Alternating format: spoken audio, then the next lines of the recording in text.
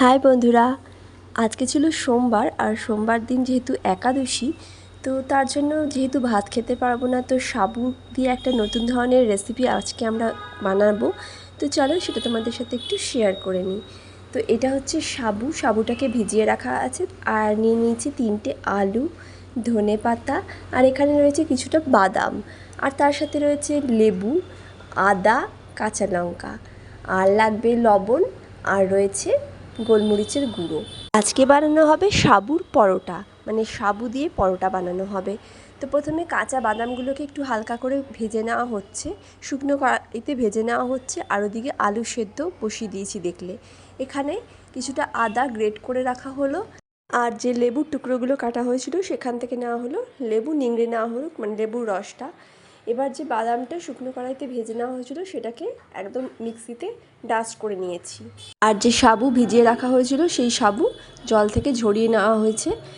এরপর সেই সাবুর মধ্যে যে আলুগুলো সেদ্ধ করে রাখা হয়েছিল, সেদ্ধ করা আলুগুলো আস্তে আস্তে গ্রেটারে টুকরো টুকরো করে কেটে নেওয়া হবে, মানে গ্রেট করে নেওয়া হবে আলুগুলোকে। সেদ্ধ আলু এটা হাতে চটকে দিলেও হয়, কিন্তু গ্রেট করে দিলে একেবারে মিহি হয়ে যাবে আর সাবুর সাথে খুব ভালো করে সেটা মিক্স হয়ে যাবে। তো দেখো সাবুর সাথে মিক্স করে দেওয়া হলো। আর এরপর কাঁচা লঙ্কা, যে লেবুর রসটা দেখলে সেই লেবুর রস, কাঁচা লঙ্কা, ধনেপাতা, এগুলো আস্তে আস্তে করে সমস্ত ইনগ্রিডিয়েন্টসগুলো এবার দেওয়া হবে।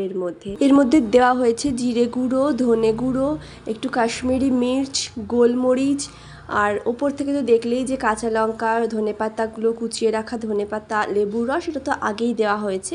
আর তারপরে এগুলো দিয়ে সমস্ত কিছু দিয়ে, আর অল্প একটু চিনি, একদম স্বাদ মতো। চিনিটা দিলে একটু স্বাদটা যেহেতু ভালো হয়, তো স্বাদ মতো একটু চিনি দিয়ে এগুলোকে দিয়ে খুব ভালো করে সব নিয়ে মিশিয়ে দিতে হবে, মানে ভালো করে মেখে নিতে হবে, যাতে প্রত্যেকটা ইনগ্রিডিয়েন্টস এই মাখার মধ্যে যেন ভালো করে মিক্স হতে পারে।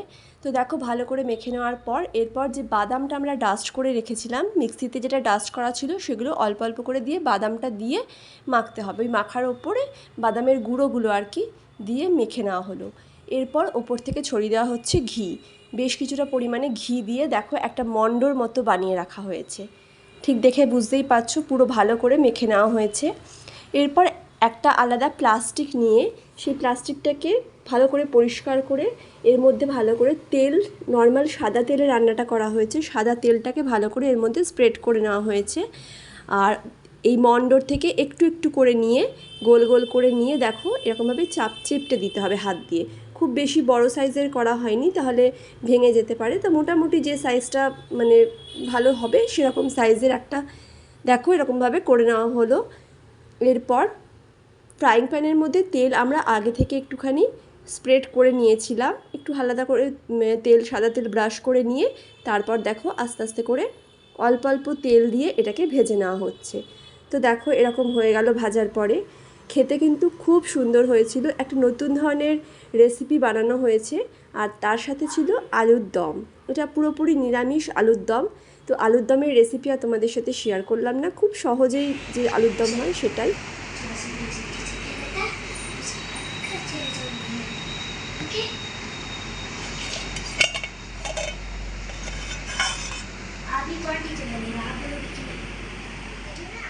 সাবু দিয়ে বানানো এই পরোটাটা কিন্তু একবার ট্রাই করে দেখতে পারো, যারা খাওনি তারা একবার ট্রাই করে দেখতে পারো, খুব টেস্টি হয়েছিল। আর যেহেতু আজকে ছিল একাদশী, তো আমরা এমনিতে তো কিছু খাবো না, তো সাবু দিয়ে এটাই বানানো হয়েছিল। তো রেসিপিটা কেমন লাগলো অবশ্যই কিন্তু আমাকে কমেন্ট করে জানিও।